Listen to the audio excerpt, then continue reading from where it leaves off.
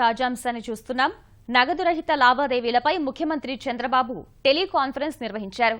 Teleconference లో బ్యాంకర్లు, ఆర్థిక శాఖ అధికారులు, సెర్ప్, మెప్మా ఉద్యోగులు, రేషన్ డీలర్లు పాల్గొన్నారు.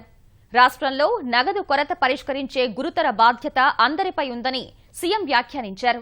సంక్షోభం నుంచి బయటపడాలనే పట్టుదల అందరిలో రావడం శుభ పరిణామమని చంద్రబాబు అన్నారు. ప్రజా చైతన్యంతోనే ప్రస్తుత సమస్యను అధిగమించగలమని ఆయన స్పష్టం చేశారు. ప్రజల్లో భరోసా పెంచాలని, వ్యవస్థ పట్ల నమ్మకం పెరిగి విశ్వాసం రావాలని సూచించారు. ఉద్యమ స్ఫూర్తితో బ్యాంకర్లు, బ్యాంకింగ్ కరస్పాండెంట్లు పనిచేయడం సంతోషకరమన్నారు.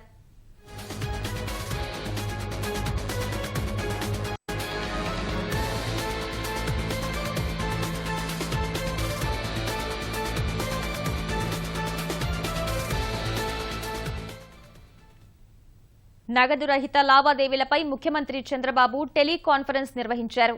టెలికాన్ఫరెన్స్ లో బ్యాంకర్లు, ఆర్థిక శాఖ అధికారులు, సెర్ప్, మెప్మా ఉద్యోగులు, రేషన్ డీలర్లు పాల్గొన్నారు. రాష్ట్రంలో నగదు కొరత పరిష్కరించే గురుతర బాధ్యత అందరిపై ఉందని సీఎం వ్యాఖ్యానించారు. సంక్షోభం నుంచి బయటపడాలనే పట్టుదల అందరిలో రావడం శుభ పరిణామమని సీఎం వ్యాఖ్యానించారు. ప్రజా చైతన్యంతోనే ప్రస్తుత సమస్యను అధిగమించగలమని ఆయన స్పష్టం చేశారు. ప్రజల్లో భరోసా పెంచాలని, వ్యవస్థ పట్ల నమ్మకం పెరిగి విశ్వాసం రావాలని సూచించారు. ఉద్యమ స్ఫూర్తితో బ్యాంకర్లు, బ్యాంకింగ్ కరస్పాండెంట్లు పనిచేయడం సంతోషకరమన్నారు.